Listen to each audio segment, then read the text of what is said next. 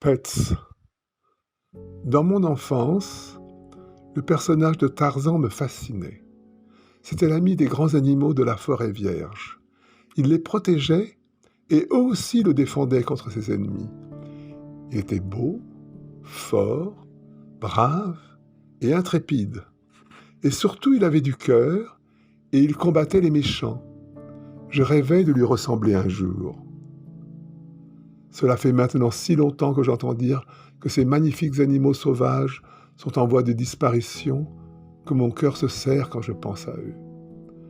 Que puis-je faire pour les aider, me suis-je souvent demandé. Cette question m'a longtemps tourmenté. Elle était vivante au fond de moi et m'a imprégné intimement et durablement pendant tant d'années, me plongeant dans un sentiment profond d'impuissance. Puis un jour, il y a peu, de cette interminable latence, la réponse a surgi, lumineuse, évidente, irréfutable, définitive.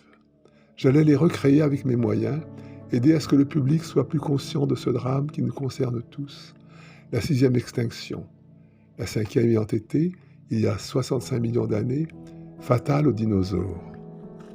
Oui, j'allais les peindre, et la force de mon amour, galvanisant mon modeste talent, allait, j'ose l'espérer, magnifier ce combat sacré et entraîner les cœurs dans un vaste mouvement qui ne pourra aller qu'en s'amplifiant et dont je suis convaincu qu'il aboutira inévitablement à une situation plus favorable au sort de mes amis.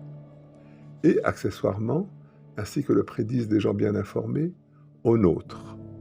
Il est admis dans les milieux compétents que l'éveil de la conscience humaine, qui nous a menés depuis l'état sauvage à ce que nous sommes maintenant devenus, a correspondu, en tout lieu, avec la nécessité pour l'homme de s'exprimer par le moyen de représentations de nature artistique.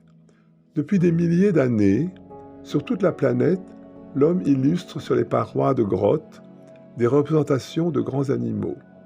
J'ai même entendu dire à la radio par un spécialiste qu'il pensait que ces dessins animaliers, réalisés par nos lointains ancêtres, par leur omniprésence dans le temps et dans l'espace, avaient certainement fini par intégrer nos gènes et étaient devenus pour l'être humain une nécessité vitale autant que mystique. C'est ainsi que pendant plus de 60 000 ans, nous avons exprimé notre créativité par des représentations animalières.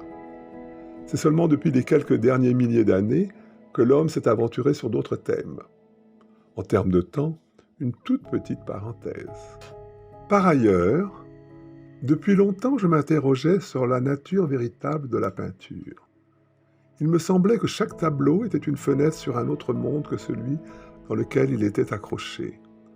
Mon impression était qu'à chaque fois, c'était une invite à s'échapper du lieu où nous nous trouvions, comme un rêve vient se substituer à la réalité présente.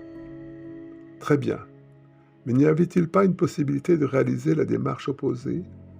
Au lieu de fuir mentalement l'espace dans lequel nous nous trouvons, n'y a-t-il pas un moyen de l'exalter, de le charger d'un sens plus signifiant? Avec mes pets, j'ai bien l'impression d'œuvrer dans ce sens. La pièce dans laquelle il se trouve devient le territoire de mon animal. Il va le défendre contre tout intrus. Ces deux éléments de nature tout à fait étrangères entrent alors en symbiose. Par de vieux réflexes ataviques, nous avons été accoutumés à redouter ces grands fauves. Mais si par chance, nous parvenons à établir avec eux un climat de confiance, tel Mowgli avec les loups ou Tarzan avec les singes, alors, dépassant les vieilles peurs ancestrales, nous ne considérerons plus l'autre en termes de proie prédateur, et alors, lumineusement, un jour nouveau se lève. Entre le fauve sorti de mes mains et son maître va se créer une relation d'intimité et je l'espère d'affection qui grandira avec le temps comme il en va des anciennes et fidèles amitiés.